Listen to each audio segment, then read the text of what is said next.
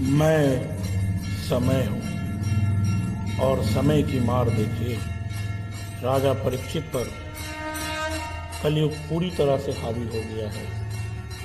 और जब राजा परीक्षित ने अपने राज मुकुट को उतारा तब जाकर के उन्हें एहसास हुआ कि उन्होंने क्या गलती कर दी है। आइए उस समय में फिर से वापस चलते हैं, क्योंकि मैं समय हूँ।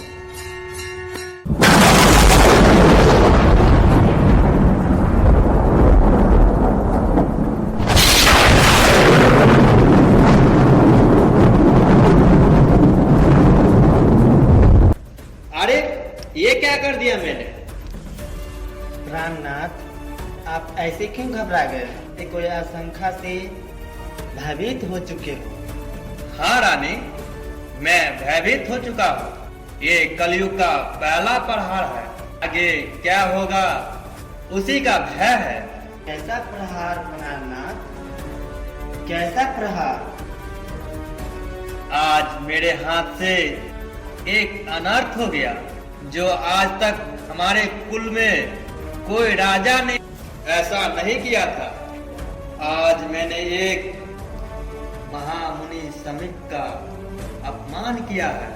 ये सब इस राज मुकुट का प्रभाव है, जिसमें बैठे कलयुग ने मेरी बुद्धि हर ली, मुझसे ऐसा पाप करा दिया जो निश्चित ही पाप का सूचक है।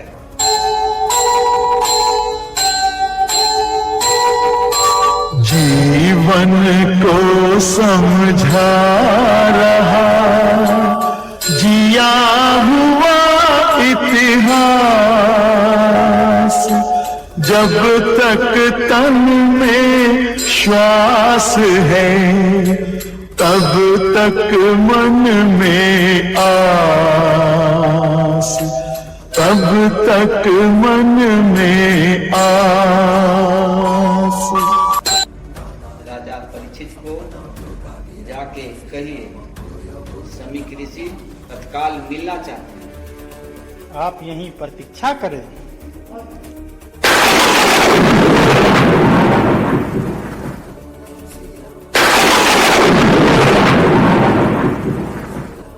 महर्षि, महाराज ने आपको ससम्मान अंदर बुलाया है।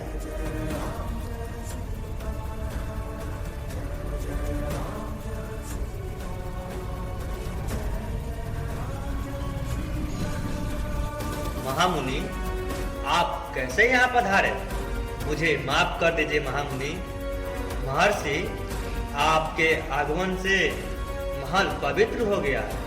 महर्षि, आप कुछ बोले इससे पहले मैं आपसे उस जघन्य अपराध के लिए माफी मांगता हूँ।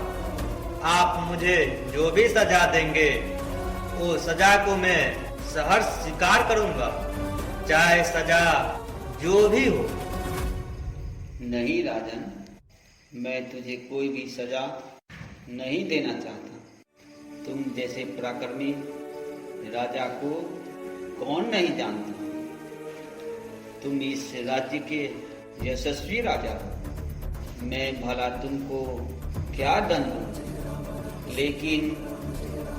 लेकिन क्या महाराज? राजन, मेरे पुत्र को जब पता चला जब तुमने मुझे अपमानित किया तो वो आग बबूला हो गया और उसने तुझे श्राप दे दिया। तुमको 7वें दिन तक्षक नाग के काटने से मृत्यु हो जाएगी और वो 7वां दिन आज ही है। और मैं तुझे आगाह करने आया हूं, अगर मेरे बस में होता तो लोक कल्याण के बदले इस श्राप को मैं अपने ऊपर ले लेता। कोई बात नहीं महामुनि, मैं इसी लायक हूँ। मैंने जिस तरह का कार्य किया है, जिस तरह का अपराध किया है, जिस तरह एक मरे हुए सांप को आपके गले में रखा, उस अपराध का दंड मृत्यु ही हो सकता है, केवल मृत्यु। राजन, मैं जा रहा हूँ। भगवान तुम्हारी आत्मा को ठीक प्रणाम।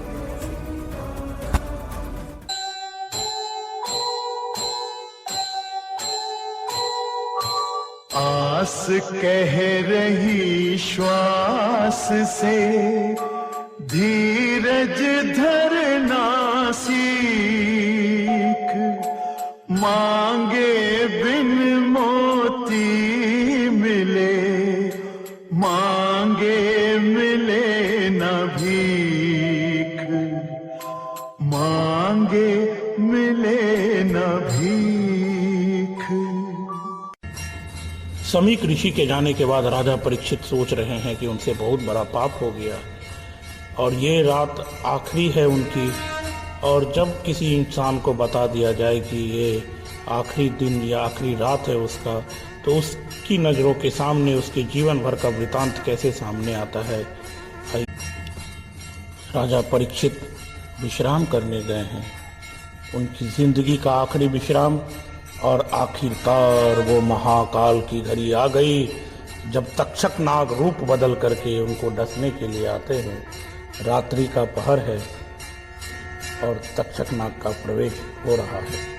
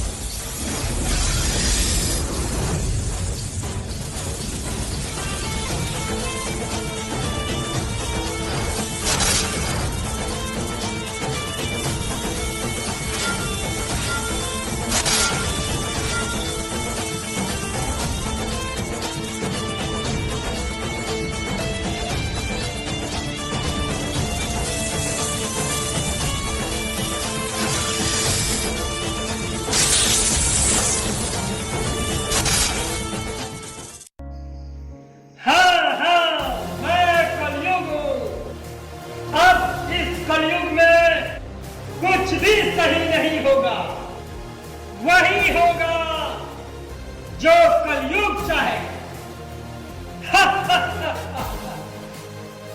खामोश मत रहो, बल्कि अपने असत्य से सत्य को खामोश कर दो। हाँ हाँ, मैं असत्य हूं। हा हा हा हा। इतिहास गवाह है, सबसे ज्यादा धर्म के नाम पर ही हुआ है। हाँ, मैं अधर्म हूं। हा हा हा हा। ये पता नहीं पाप और पुण्य क्या है, बस इतना पता है कि जिस कार्य को करने से किसी का दिल दुखे वही पाप है, और मैं पाप हूं, पाप। घर में खुद करते हो घरेलू हिंसा और बाहर महिलाओं के सम्मान का ढोल करते हो, माता पिता का तिरस्कार करते हो और मंदिर में भगवान खोजते हो। हाँ, मैं हूं इंसान। हा हा हा हा। शाबाश मेरे शेरों। हाँ हाँ, ये कलयुग है, यहाँ कुछ भी सही नहीं होने वाला है। यहाँ वही होगा जो कलयुग चाहे।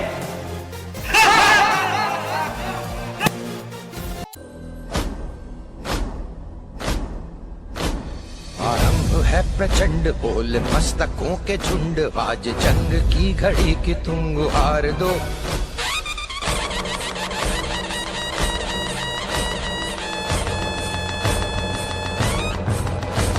आरंभ है प्रचंड, बोल मस्तकों के झुंड, आज जंग की घड़ी की तुम गुहार दो।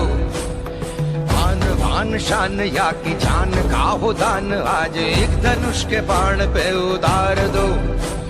आरंभ है प्रचंड, बोल मस्तकों के झुंड, आज जंग की घड़ी की तुम गुहार दो। आन बान शान या की जान का हो दान, आज एक धनुष के बाण पे उतार दो। आरंभ है प्रचंड।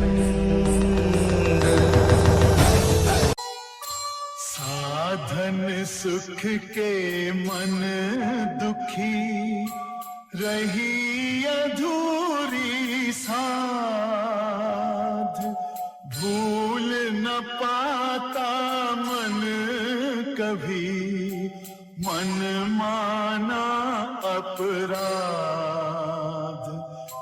मन माना अपराध।